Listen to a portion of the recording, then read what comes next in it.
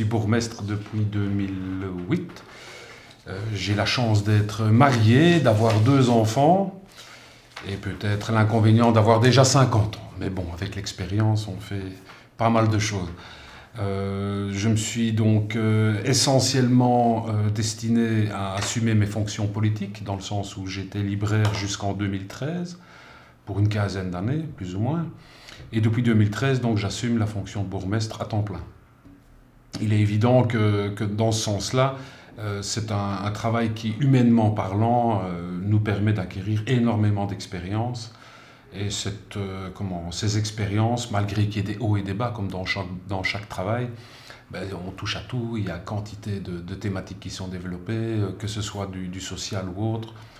Voilà, donc on travaille énormément dans beaucoup de thématiques différentes. Et c'est ce qui fait, je pense, la beauté du boulot. L'histoire de notre commune. Alors, il faut commencer par dire que nous avons la chance de posséder un cercle d'histoire et d'archéologie qui s'appelle Segnia. C'est un cercle qui a vu le jour, à mon avis, dans les années 50, début 60, donc c'est dire qu'il y a déjà quelques années, et qui a œuvré essentiellement par des recherches historiques et également par des fouilles. Donc différents sites datent donc du Paléolithique inférieur jusqu'à l'époque moderne, et alors avec un passage donc qu'on peut citer comme gallo-romain, c'est-à-dire à partir du 1er siècle après Jésus-Christ, jusqu'au plus ou moins 5e siècle, 4e, 5e siècle, avec la présence de nombreuses villas gallo-romaines, comme on les appelle, de nombreux vestiges, de nombreuses trouvailles que les archéologues du Cercle d'Histoire et d'Archéologie Segnia ont pu découvrir. Et voilà. Il faut quand même citer aussi l'ancien château de Oufalise, parce que peu de personnes le savent, mais il y avait un château à Oufalise qui devait avoir à peu près la même superficie que celui de La Roche. Donc en termes de grandeur et d'importance, c'était quand même quelque chose, et qui a été démantelé sous les ordres de Vauban, donc celui qui a créé sous Louis XIV quantité de forteresses, et qui a démantelé tous les murs donc, de notre château. C'est ce qui explique que très peu de vestiges ont survécu. Sachant qu'après les bombardements de la Deuxième Guerre mondiale en décembre 1944 et janvier 1945, Oufalise a été détruite à 99%, et c'est pour ça que sous son blason, elle peut prétendre à la médaille de ville martyre, reconnue par l'État, parce que les civils, les citoyens, les habitants de notre petite ville ont subi les affres de la guerre et ont tout perdu à ce moment-là. Je pense que de mémoire, il devait y avoir 197 victimes sur plus ou moins une population de 500 personnes qui étaient restées lors du 2e passage, donc lors de la reconquête allemande, à partir du 16 décembre 1944. Essentiellement un service à la population, donc on fait partie du service public. Et là j'insiste et je souligne 2 fois le mot public donc, et le mot service, dans le sens où on n'est pas là pour apporter des entraves aux citoyens, mais bien pour les aider. On considère plutôt qu'à l'échelon communal, on parle plutôt de gestion communale plutôt que de politique communale. J'insiste aussi sur ce terme de gestion parce que c'est vraiment ça, c'est une entreprise, une commune à l'heure actuelle. Bien entendu, on est soumis à quantité de lois, de législations en tout genre, et en fonction de ces législations et de ces lois et de leur respect, bien entendu, on doit essayer de manœuvrer, d'essayer de développer des stratégies qui, qu'elles soient à court, moyen ou long terme, permettent d'asseoir un meilleur vivre, d'asseoir une dynamique économique, sociale, d'emploi, enfin ce genre de stratégie qu'il nous faut, nous, politiques, développer. Comme je l'ai dit tout à l'heure, donc c'est essentiellement basé sur le service. Je pense qu'on doit être à l'écoute des citoyens. Je ne considère pas, ça c'est personnel, que le métier de bourgmestre est de créer un super grand monument très ostentatoire sur lequel on mettra une plaque, ici Marc Capras a fait ceci, ou ici ceci. Pas du tout.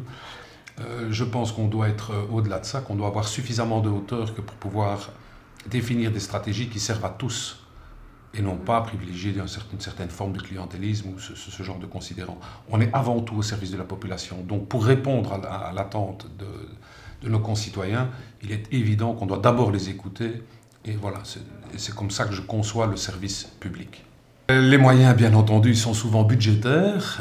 Oufalise a la chance de pouvoir profiter de plus ou moins 2000 hectares de bois, 1900 et quelques, je n'ai plus les chiffres exacts en tête. Donc il y a une rentrée fixe, enfin plus ou moins fixe et annuelle, qui nous permet donc de ventiler et de financer quantité de projets, qu'ils soient de l'ordre d'entretien de voirie, mais aussi entretien de bâtiments publics et églises, locaux pour les maisons de village, centres sportifs. Nous aidons aussi quantité donc, de clubs associatifs qui, eux, garantissent une certaine vie et du relationnel au sein de nos villages. Ça, c'est hyper important. Plus ils sont dynamiques, plus il y a de vie, plus c'est chaleureux de vivre au sein de nos villages. Et alors, donc, après l'aspect financier, il est clair qu'on dépend essentiellement des appels à projets que la région wallonne ou la province peut émettre.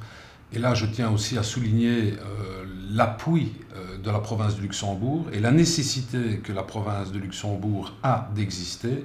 Pourquoi? Simplement parce que les petites communes rurales, petites communes comme Oufalise, 5200 habitants, vous l'avez dit tout à l'heure, n'ont pas nécessairement les moyens pour créer des projets supracommunaux, donc d'une plus grande ampleur. Et c'est cette province qui est vraiment un levier entre l'échelon communal et l'échelon régional, voire fédéral, qui nous permet d'actionner quantité de projets et de les réaliser surtout.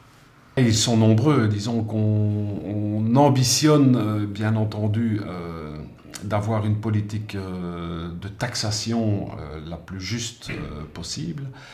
Donc, par rapport à ça, donc, il y a toujours la taxe des déchets. Nous c'est vraiment notre leitmotiv. Faire en sorte que le volume de déchets soit diminué drastiquement, ça c'est un premier défi. Le deuxième défi, c'est de garantir à nos usagers de la route une voirie quand même tout à fait correcte. Et Dieu sait si la commune d'Oufalise a un kilométrage assez important à entretenir. Le troisième défi, c'est donc de favoriser nos écoles Oufalise à 6 entités scolaires. On pourrait, par souci de gestion, rassembler tout au sein d'une même école, n'avoir qu'un seul bâtiment géré, ce qui nous coûterait bien moins cher. Sauf qu'on a pris l'option de garantir dans chaque ancienne commune, donc dans 6 villages différents, de garantir une école. Pourquoi? Parce que ça participe aussi au tissu social, à la cohésion sociale, ça participe à la vie, les enfants grandissent entre eux. Il est essentiel qu'au niveau fondamental, les enfants puissent grandir en faisant des copains, etc. Donc, une fois de plus, donc, vraiment cette cohésion sociale, pour nous, est très importante. Un autre développement, c'est bien entendu notre nature. Ça, je crois que c'est notre or vert, comme on l'appelle. Oufalise a la chance, comme vous l'avez dit aussi tout à l'heure, d'être traversée par l'Ourthe, qui a dessiné le relief que l'on connaît, accidenté à certains endroits, beaucoup plus calme à d'autres, vallonnés, rochers saillants. Et on a gardé un aspect, entre guillemets, sauvage. Et c'est ce qui fait vraiment la qualité qu'apprécient les gens qui vivent ici, donc les autochtones, mais aussi le tourisme. Et là, on doit, et c'est le seul vecteur économique enfin, c'est pas le seul vecteur, c'est un des vecteurs les plus importants sur la commune d'Oufalise, c'est le vecteur touristique. Là, il est clair qu'on doit garantir cette, entre guillemets, sauvagerie naturelle qui provoque énormément d'intérêt auprès du tourisme, de telle façon à ce qu'économiquement, il puisse y avoir des retombées. Oufalise, c'est plutôt plus ou moins 190 gîtes, hôtels, et sans compter qu'on a quand même le plus grand centre d'hébergement touristique de Wallonie, qui est Vayamundo Olfosto. 2 pôles. Le premier pôle est bien entendu un pôle qu'on pourrait qualifier de festif et de folklorique. Vous avez parlé du Carnaval du Soleil, c'est vrai qu'il est devenu depuis plusieurs années maintenant emblématique. On est un peu sorti donc du canevas des dates de février, date des carnavals habituels. Pourquoi? Parce qu'on essaie le syndicat d'initiative qui est à l'initiative donc de ce choix-là, a souhaité à l'époque sortir un peu des sentiers battus. D'ailleurs, j'ai une anecdote à raconter à ce sujet-là, c'est que lors de CEB, donc certificat d'études de base, donc en 6e primaire, les enfants ont une question. Voilà, ils avaient un choix multiple, 3 choix. Quelle était la période du carnaval? Voilà. Donc il y avait février, il y avait août et il y avait un autre, moi je ne sais plus lequel c'était. Et les enfants qui habitent la commune de Houffalize se sont tous plantés et ont tous mis le mois d'août. Alors, au correctif, les profs qui viennent de différents horizons et qui ne connaissent pas nécessairement le carnaval du soleil, les profs se sont dit, mais enfin, pourquoi est-ce que tous les enfants d'Houffalize ont été répondre le mois d'août? Et c'est le directeur d'une de nos écoles qui dit, ben, c'est simple, il y a le carnaval du soleil, et pour nous, le carnaval, c'est au mois d'août. Donc voilà, ça c'est un élément donc, au niveau folklorique. Il y a des éléments, bien entendu, sportifs. Effectivement, vous avez parlé de la Coupe du Monde de VTT. Je pense que c'est un élément très déterminant qui a fait que Houffalize gagne en termes de reconnaissance. J'en veux pour preuve que, aussi une anecdote. Avant, lorsque vous alliez dans le fin fond de la France, dans un petit village, ben, le Français vous accostait, vous disait, tiens, vous le petit Belge, vous venez d'où? Ben, on lui disait, ben, on vient d'Houffalize. Ah, et c'est où? Ah, ben c'est près de Bastogne. Parce que Bastogne, c'est quand même, bon, là, c'est une référence à la Deuxième Guerre mondiale. Et puis au bout d'un certain temps, quand Houffalize a gagné en notoriété vis-à-vis du VTT, surtout en termes de reconnaissance, on va à nouveau se promener dans un petit village fin fond de la France. Tiens, le petit Belge, d'où viens-tu? Houffalize. Ah oui, au VTT. Et là, je dois vous avouer qu'on a, voilà, on a énormément gagné en développant cette image de VTT, qui, je le rappelle, est un sport qui ne fait pas de bruit, qui respecte la nature et qui, justement, nous permet, nous, d'entretenir certaines promenades. On a plus ou moins 1000 km de promenades balisées et entretenues. Donc, c'est dire qu'il y a un investissement sérieux pour développer le VTT. Et ces dernières années, on a développé un nouveau concept, c'est celui du rock d'Ardennes, qui est en comparaison avec le rock d'Azur, à Fréjus, qui est quand même un des plus gros événements mondiaux de VTT, et qui brasse tout le panel du VTT, que ce soit en descente, en enduro, en marathon ou autre. Et donc Houffalize est un petit peu la petite sœur donc, de l'événement de Fréjus, grâce au rock d'Ardennes. Il y a quantité d'autres manifestations qui sont développées, tant soit sportives par rapport au trail, par rapport aux marches adeptes, tout ça toujours dans le respect de la nature, donc on évite les sports moteurs, n'en déplaise aux aficionados, mais bon, voilà, il faut faire des choix, et nous avons clairement opté dans cette direction-là. Et alors, ça nous permet aussi, nous, de garantir notre orvers et de faire en sorte qu'on ne le dénature pas. Le plus beau jour de notre commune? Ça, c'est une bonne question. Si on pouvait utiliser le pluriel, ce serait bien.